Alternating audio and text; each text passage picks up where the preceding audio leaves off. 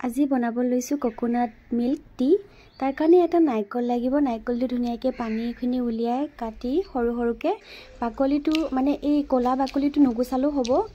তাৰ পিছত ইয়াতে অকমান পানী দিম। প্ৰথমতে পানী কমকৈ দিব, পানী একেবাৰে সৰহকৈ দি নিদিব, নহলে মিক্সিটো ঘূৰাবলৈ দিগদাৰ হ'ব।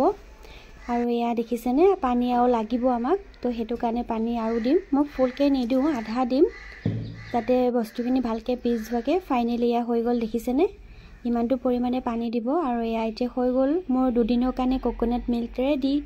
আৰু খাবলৈ বহুতে হেল্ডি, আৰু হেতু কাৰণে মই বোলো ভিডিওটো কৰি ৰাখোঁ আপোনালোকক। আজি যিহেতু মই কোকোনাট মিল্ক টি বনাম আৰু মই নিজেও প্ৰথমবাৰ খাম, কেনেকুৱা লাগে মই ৰিভিউটো দিম বাৰু। ভিডিওটো কৰি ৰখা ভালেমান দিনেই হ'ল, মই দিয়াই নাছিলোঁ, তো আজি বোলো দি দিওঁ। তো সেই আৰু তাৰপিছত মই ফ্ৰিজত ধুনীয়াকৈ ষ্ট'ৰ কৰি ৰাখিছোঁ, দুদিনৰ কাৰণে ধুনীয়াকৈ হৈ যায়। আৰু এইফালে এলমণ্ড মিল্কো আছে আৰু এয়া কোকোনাট মিল্ক। এতিয়া পানী গৰম কৰিলোঁ, লং, ইলাচি, ডালচেনি, আদা দিলোঁ, তেজপাতো দিব পাৰে, মই আজি তেজপাত দিবলৈ পাহৰি থাকিলোঁ।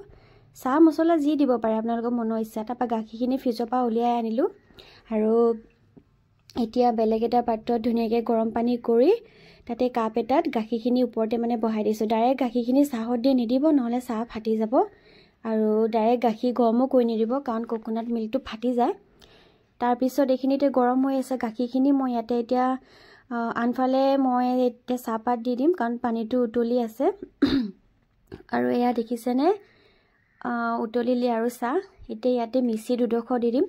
মিচি নিদিলেও হয়, মই ভাবিছিলোঁ যে তিতা হ'ব নেকি, মানে ইমান গম নাপাওঁ, প্ৰথমবাৰ খাইছোঁ যে।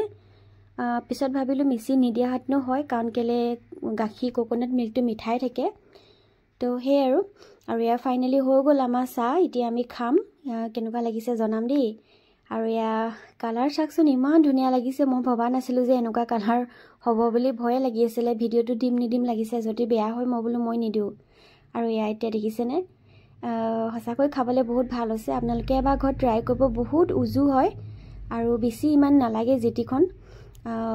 তো সেই আৰু ঘৰত যদি নাৰিকল আছে তেতিয়াহ'লে বনাবই, ৰখি নাথাকিব। আৰু এয়া দেখিছেনে মই যে লাডু বনাইছিলোঁ নাৰিকলৰ, সেই আৰু এতিয়া চাহৰ লগত আমি খাম সকলোৱে মিলি। আৰু এই নাৰিকলৰ লাডুটো এই কোকোনাট মিল্ক যে বনাইছিলোঁ তাৰে হয়, পেলনি যাব নালাগে, তো তেনেকৈ লাডু বনাব পাৰিব। তো ঠিক আছে, আজিলৈ আহিছোঁ, বাই।